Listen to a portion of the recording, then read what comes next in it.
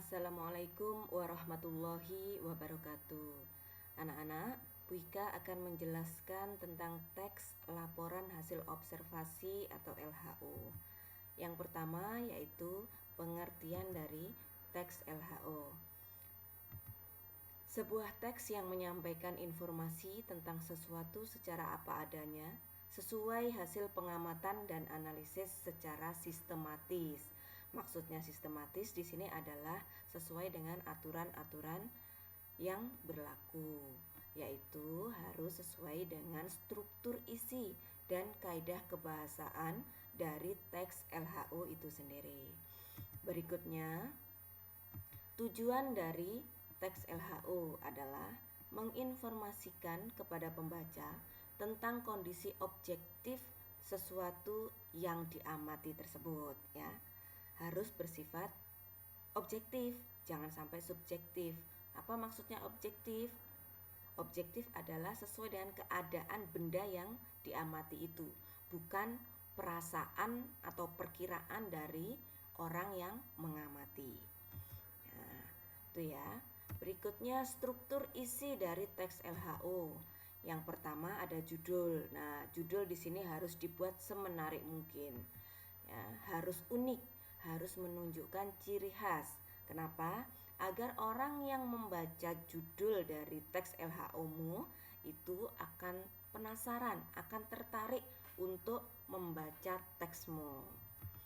Nah, berikutnya klasifikasi umum. Ini berisi pernyataan umum atau sebuah pengertian dari objek yang kamu laporkan.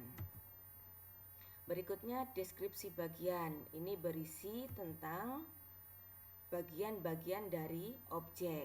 Nah, di sini rincian dari objek itu ada apa saja dijelaskan ya secara rinci. Berikutnya deskripsi manfaat. Nah, ini juga dijelaskan objek itu bermanfaat untuk apa saja, untuk siapa saja. Nah, itu kalau bisa penjelasannya itu harus detail atau rinci ya. Selanjutnya kaidah kebahasaan. Meliputi apa saja? Yang pertama ada nomina atau kata benda. Itu contohnya meja, kursi dan sebagainya. Berikutnya ada adjektiva, yaitu kata sifat. Nah, nyaman, indah, bersih, cantik, rapi dan sebagainya. Verba, aksi atau tingkah laku. Verba ini adalah kata kerja. Jadi kata kerja yang menunjukkan tingkah laku atau perbuatan. Contohnya melayani, membersihkan, memakai, menggunakan dan sebagainya. Kata kajian atau istilah teknis ini adalah kata-kata yang digunakan dalam bidang keilmuan tertentu. Nah, di sini tidak bisa digunakan biasanya atau jarang digunakan untuk bidang ilmu yang lain. Nah, itu contohnya ya. Garnis, tim, direbus, dikukus. Nah, kalau yang ada kata-kata seperti ini biasanya untuk bidang apa? Benar, untuk bidang makanan, untuk bidang resep gitu ya. Nah, berikutnya kalimat konkret atau fakta.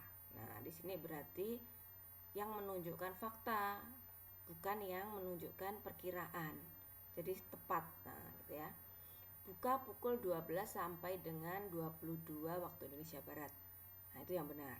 Bukan kalau tidak salah buka sore sampai malam. Kalau tidak salah, nah berarti di situ kan dia belum pasti ya, berarti ada yang perkiraan. Nah, berarti berikutnya kalimat definitif atau pengertian atau penjelasan. Nah, kalimat pengertian atau penjelasan ini biasanya ditandai dengan kata hubung merupakan, adalah, nah, ya seperti itu ya, dan sebagainya. Berikutnya ini kalimat rincian atau analisis. Nah, ini contohnya tersedia 5 pilihan terbagi menjadi 3 bagian dan sebagainya. Nah, ada rincian-rincian tertentu. Nah, itu kalimat rincian atau analisis.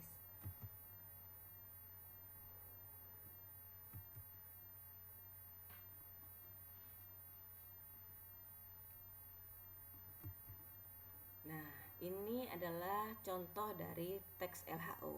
Nah, kalian bisa baca sendirian nanti ya.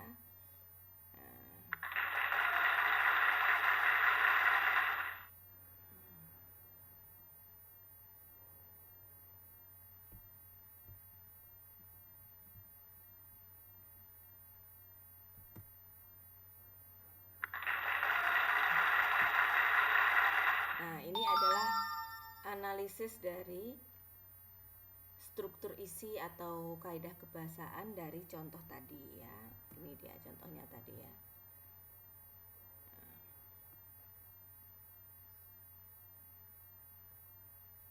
Nah, nanti kalian bisa baca sendiri teksnya ini, kemudian kalian baca juga hasil analisisnya.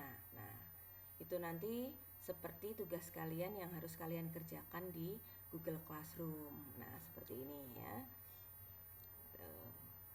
Nah, untuk yang mulai nominal sampai dengan yang terakhir kalimat rincian itu harus selengkap-lengkapnya sesuai dengan yang ada di dalam teks yang sudah kamu buat ya. Tuh. Baik, terima kasih sudah mendengarkan. Semoga kalian paham dengan apa yang Bu Ika jelaskan. Kalau misalnya ada kesulitan atau bagian-bagian yang tidak paham, silahkan bisa ditanyakan di Google Classroom langsung ya. Kalau di Google Classroom itu bertanyanya di forum saja atau di petunjuk Pak, di bagian tugas, di bagian petunjuk ya, jangan yang komentar pribadi. Kenapa?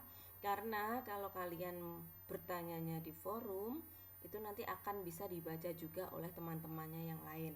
Jadi teman-temannya yang lain yang mengalami kesulitan yang sama itu bisa mendapatkan jawaban langsung juga gitu ya. Jadi Bu Ika tidak harus menjawab satu persatu dengan pertanyaan yang sama itu ya. Baik, terima kasih sekali lagi. Selamat mengerjakan, tetap semangat dan jaga kesehatan ya. Assalamualaikum warahmatullahi wabarakatuh.